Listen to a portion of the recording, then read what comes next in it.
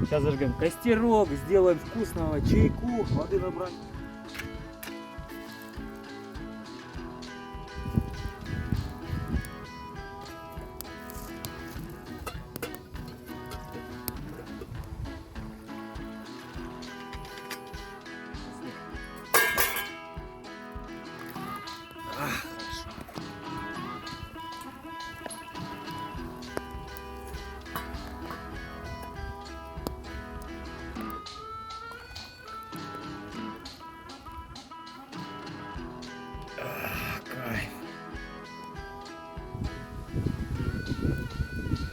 Республика Коми.